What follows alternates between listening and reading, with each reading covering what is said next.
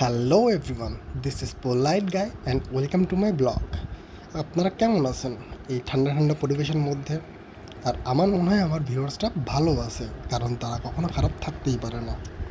এখন আমরা যেখানে যাচ্ছি সেই জায়গাটা বলা যায় ভালোবাসার মানুষদের জন্য সবচেয়ে বেটার, বিকজ অফ কাশবন আছে আর নিরিবিলি পরিবেশ, বাট বেশি ভিতরে যাওয়া যাবে না। আর কেন যাওয়া যাবে না সেটা ভিডিওর শেষে বুঝতেই পারবেন।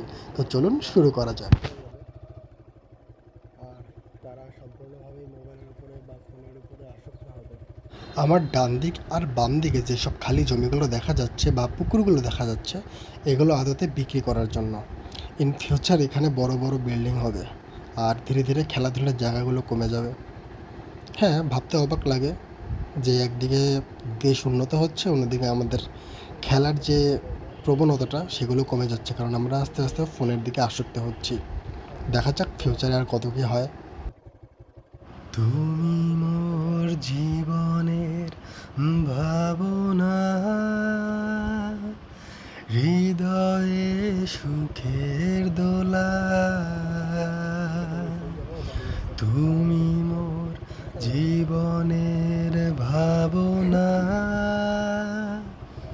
হৃদয়ে সুখের দোলা।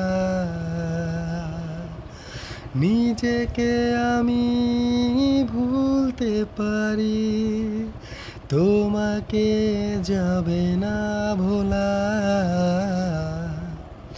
তুমি মোর ভিউয়ার্স, আমরা চলে আসছি আপাতত ময়ূরী খালের সামনে। চলুন দেখা যাক কতটা সুন্দর এটা। যদিও বা সুন্দর হওয়ার কথা না, কারণ নদী শাসন বা খাল শাসনের পরে এখন তে পানি নেই বললেই চলে। তো দেখা যাক যতটুকু সম্ভব দেখানো যায় দেখাচ্ছি।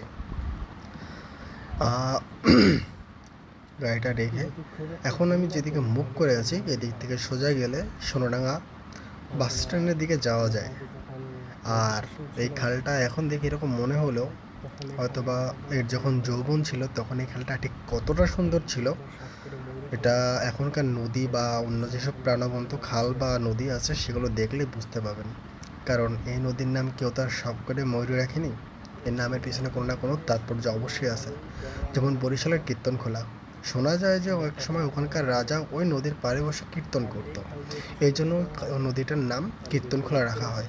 সিমিলারলি এখানেও হয়তো বা কোনো না কোনো ঘটনা বা কাহিনী অবশ্যই আছে, সেটা হয়তো বা এখানকার যারা লোকাল লোক বা আদি লোক যারা বৃদ্ধ তারা বলতে পারবে এই খালের মহিমা কতটুকু ছিল।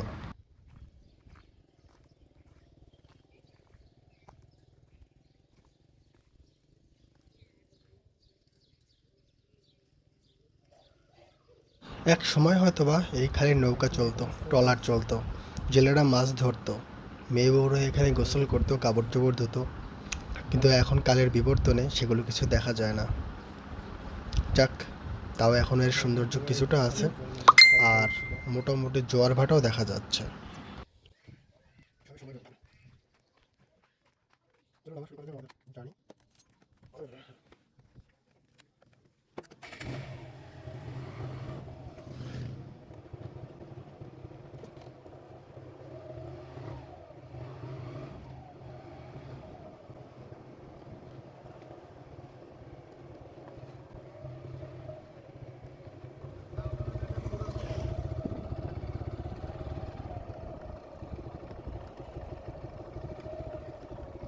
আশেপাশের সৌন্দর্য খুবই সুন্দর। আমার ডান দিকে এই যে তাল গাছ, খেজুর গাছ, সাথে পুকুর, খুব সুন্দর একটা পরিবেশ। না আসলে বুঝতেই পারবেন না যে কতটুকু সুন্দর হতে পারে এই জায়গাটা। ভিউয়ার্স, আপনারা আমার ডান দিকের যে ঘরগুলো দেখতে পাচ্ছেন এগুলো খড়ের ঘর।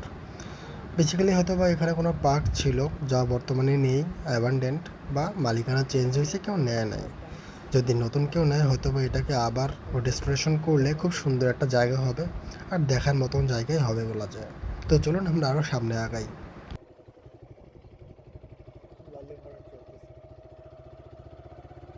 দেখুন, রাস্তার মধ্যে দাঁড়ায় আছে, গল্প করছে, রিল্যাক্স। কী সব লোকজন রাস্তায় বেরোয় সাইকেল নিয়ে, এরা ঘরেও থাকতে পারে না।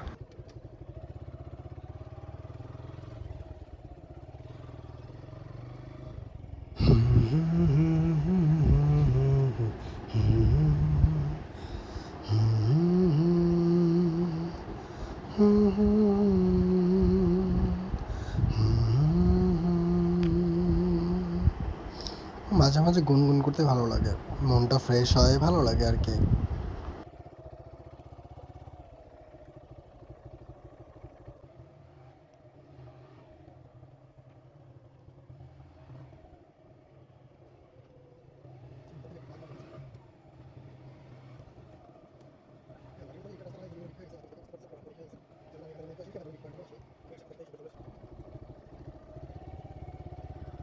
ভুল করে অন্যদিক চলে যাওয়া দিয়েছিলাম। এই হচ্ছে আমাদের গন্তব্য, আমরা যাচ্ছি।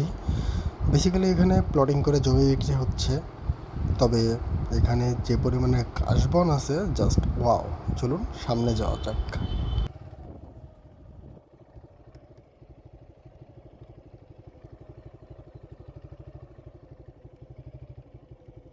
এখানকার ভিউটা জাস্ট ওয়াও, দেখতেই পাচ্ছেন আকাশ আর তার সাথে এই ঘাসফুল, খুব সুন্দর। আর সত্যি এখানে না আসলে বুঝতেই পারবেন না যে কতটা সুন্দর। দেখুন নিরিবিলি পরিবেশ, আপনার গার্লফ্রেন্ড আর আপনি আসার জন্য পারফেক্ট। হ্যাঁ, আমি যতটুকু ভিতরে ঢুকেছি অতটুকু ভিতরে না ঢুকলেই হবে, কারণ বলা তো যায় না, বিপদ যে কোনো সময় আপনার কাঁধে লাফিয়ে পড়তে পারে, তাই বি সেফ।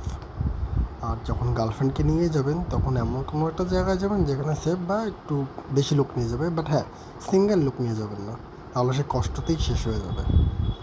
খুব সুন্দর একটা জায়গা, নিরিবিলি, দিনের বেলা যাওয়ার জন্য পারফেক্ট, কারণ এখানে রাতের জন্য সেফ না।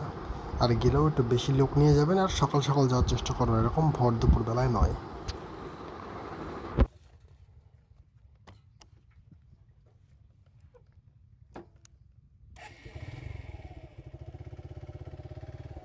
হ্যাঁ, এখানে এসে আপনি আপনার গার্লফ্রেন্ডের হাত ধরে বলতে পারবেন আমি তোমায় ভালোবাসি, আর গাইতে পারবেন তার হাত ধরে এই গানটি, আগুনের দিন শেষ হবে একদিন, ঝরনার সাথে গান হবে একদিন, এই পৃথিবী ছেড়ে চলো যাই, স্বপ্নের সিঁড়ি বেয়ে সীমাহীন।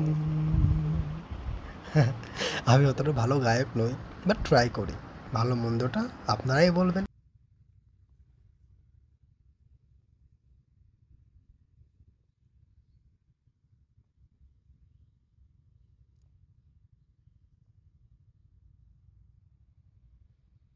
খুব সুন্দর একটা পরিবেশ, মনটা জুড়িয়ে যায়, মৃদু বাতাস, কাশফুলের ছোঁয়া, আর নিরিবিলি, খুব ভালো। বলা যায় নিরিবিলি পরিবেশ এক আধারে, আর কিছু চেয়ার থাকলে বাস বসার জায়গা তৈরি করে দিলে হয়তো বা বেস্ট একটা প্লেস হতো গার্লফ্রেন্ড বয়ফ্রেন্ডের জন্য। ধিমি ধিমি বাতাস, সত্যি গার্লফ্রেন্ড নিয়ে আসার মতো একটা জায়গা।